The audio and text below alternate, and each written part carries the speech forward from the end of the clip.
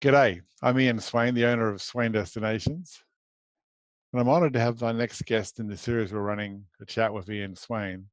And I'd like to introduce you to someone who I've partnered with for over 30 years, and together we've helped each other build and make our businesses successful. The special treatment that guests receive is so memorable when Craig, Janet, and his team are involved. And the similarities of being a family business continue with both of us, as now we both have sons in the business. So welcome, Craig Wickham, owner of exceptional Kangaroo Island. I'm really excited to have you as my guest, as you're someone who has inspired me so much for so many years. So welcome, Craig. Thanks, mate. Great to be here. Great to be part of it. Really excited to be able to bring a little bit about what we do every day to your guests. And it's a really nice partnership and one that we value. As far as the two families working together. So Craig, Kangaroo Island is one of the destinations where our clients fully immerse themselves in the beauty and wonder of Australia. But of course, it was heavily impacted by the bushfires this last Christmas. By all accounts, I think we all thought that would be the defining event for 2020. But of course, that's not to be the case, as we find ourselves in a very unique predicament now of COVID-19. Has the island had a chance to recover from the bushfires, and has that experience given you unique insight in how to handle the current challenges being faced across the industry with this global pandemic? Yeah, mate, it's who would have thought that you'd look back at large-scale bushfires as being the good old days? I guess to draw the learnings from the bushfires and the pandemic, really, it's to look at what are the things that we can and can't change, and focus on the positives from the island's environment. I guess it's been, one positive is that when we do get back into our touring, nature has had a little more time to recover. So, the regrowth is already occurring right across the island with a lot of the plants that are not only fire adapted, but there are some that are actually fire dependent and will only flower after a fire. So they actually need a fire in terms of that, continuity. So that's a positive. We've had a lot of the wildlife that survived in either refuges within the fireground or areas like where we are with our little mate here, the koalas. We're right outside of that, so half of the island was untouched, and there's still a really large area of habitat that's unaffected. So animals which dispersed are now moving back in. The rains have started, so things are starting to green up, and the animals are starting to move back into their normal areas. And I guess having less traffic, less people in the landscape, they've got a lot more freedom to move back through wherever they like. So they're actually getting a bit of a break through this time as the rest of us are. And your social media coverage through the fires was incredible, and it was really good to see that, and it made us feel comfortable and knew that there was a light at the end of the tunnel, and it's great to have that. But KI is as we call it, KI, Kangaroo Island, is a tight little community. And I've met a lot of your fellow colleagues, your friends, the mayor I've met down there and things like that. What sort of reaction have they had, or contribution have they had? You mentioned the regrowth is going very strongly and everything, which is natural, but how about for the rebounding of travel and tourism to the island? How have they been handling that? Prior to COVID-19, we actually had a campaign. South Australian Tourism Commission got a campaign on our local media. Within days, the fires were still burning in part, and we had a book them out campaign. So that was looking really, really, really good. And it was no small irony that over Easter, which is a really busy time for us because for Australia it's a 4-day weekend, we had to say to people, hey, I know we've just been asked, imploring you to come back and come and see us and help us out, but can we just say not yet? Because just in terms of from a healthcare perspective, the island has very, very, for a remote area, has awesome healthcare, but that doesn't include an intensive care unit. So the actual requirements for the dealing with COVID-19 meant that we were quite vulnerable in terms of a small community. So we basically put up the stop sign saying, "Hey, come back and see us a little later once the shutdown's over." So, and that's been really taken on board really responsibly. We've had 4 cases on Kangaroo Island in total. None of those people have been very unwell with the virus, and they've all come from a known contact. So there's been some really good tracing. So we've been really careful to ensure that the limited intensive care resource we've got access to isn't tested. So that's been good, and the island community is really pulled together around that. And meanwhile, whilst that whole thing's going on, we're continuing with the cleanup of the homes and the buildings and the fences that have been destroyed with the fires, and having to try to work around the restrictions with the shutdown to make sure that still happens. The national parks that were affected, so Flinders Chase, for example, Kelly Hill Conservation Park, they are still closed. And the plan there, we were just about, prior to the shutdown, we're about to get access back in there from a touring perspective. The idea there is that will probably still be about 18 months before that is open for self-drive travellers who are unguided, unsupervised. But we will, as soon as the travel restrictions are lifted, we will have access to Flinders Chase National Park and these other areas on a modified basis, because there's still a lot of infrastructure that has to be rebuilt. But they're going to give us access so that we can explain the fire and showcase, I guess, how nature responds to the fact that it's whilst it has a massive impact from a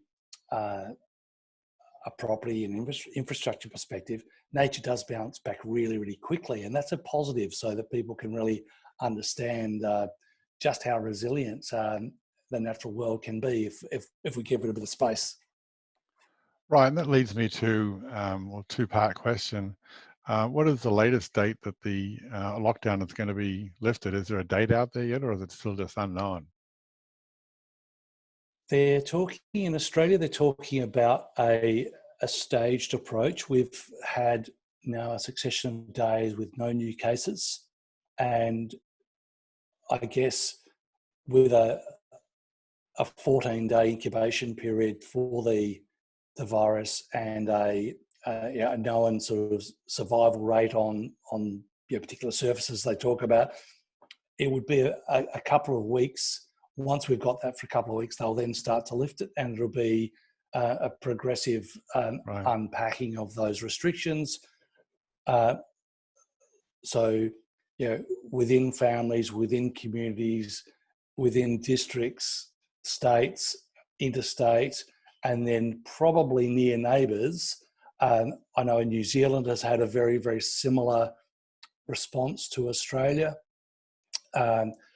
in that they shut down pretty hard pretty early, and so that's likely to open up. Singapore was looking good, but they opened up too early, and they've now had a massive spike, so they're back to where they started. Right. So we're trying very hard to learn from the experience of other communities, so that we try to get it right as much as we can. Right.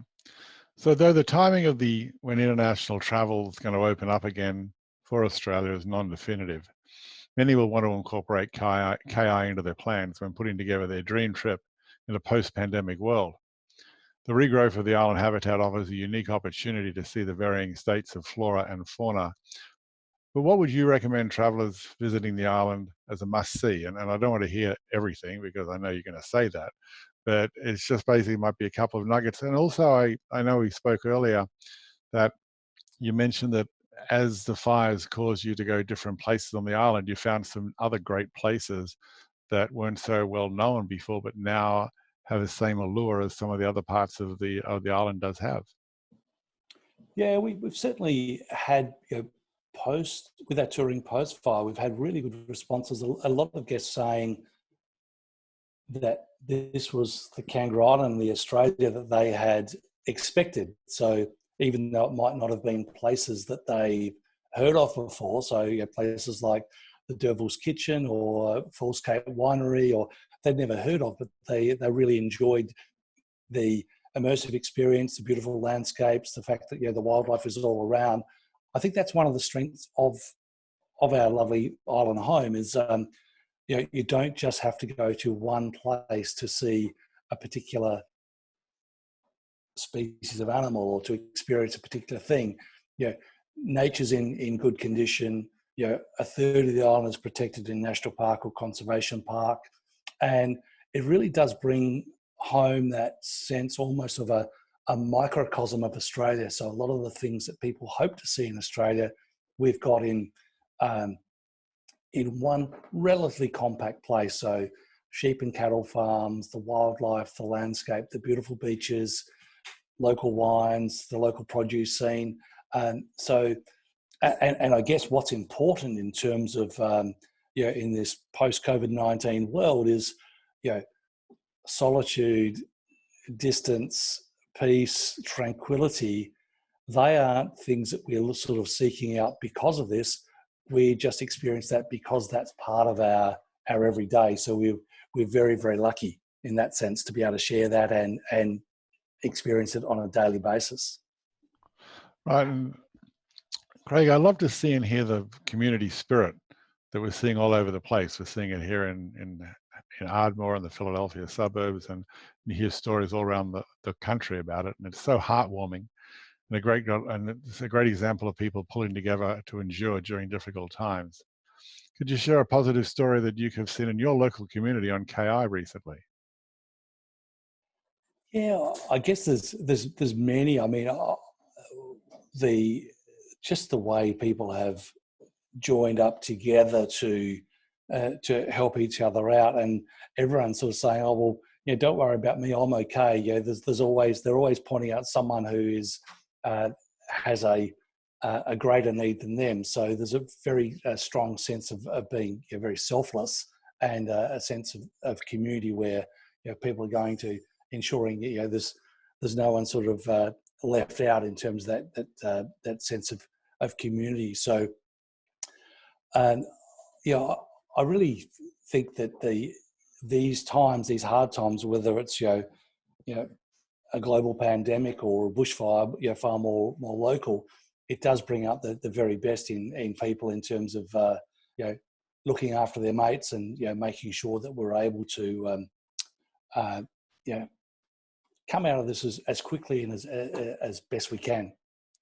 Well, Australians are known for looking after their mates and not leaving anyone behind, so it's really a testament to that. Now, I know you came to America while the fires were still smouldering in Australia back home to tell Americans that Australia is still open for business. It seemed like you were here for months, but it was only 3 weeks. You traveled all over the country. You appeared on the telly, on the news, on the papers, on magazines.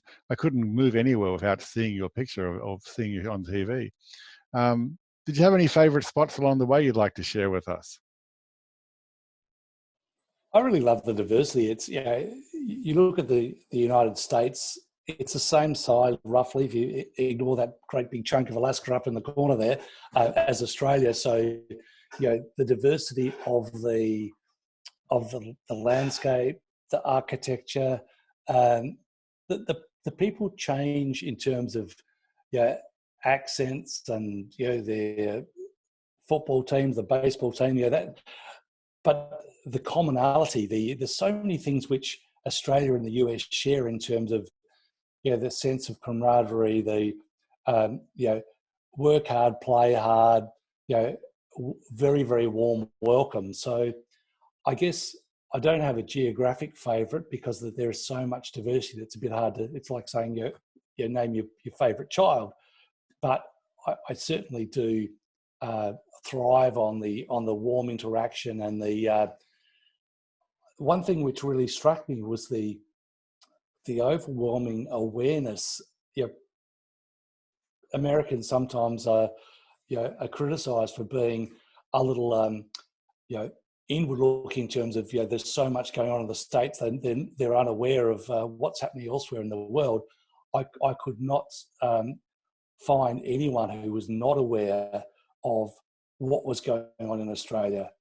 From any cab I got into, Uber driver, any store you go into, as soon as you open your mouth and people say, "Oh, you're from Australia," they were all saying, "Oh, how are the fires? How are you going with that?" So the outpouring of concern, and that wasn't just emotion and reaching out to us as a community, as people, as friends, but that also came through amazingly well with the financial support. So the amount of money that came in to support our community, our wildlife recovery, our firefighters.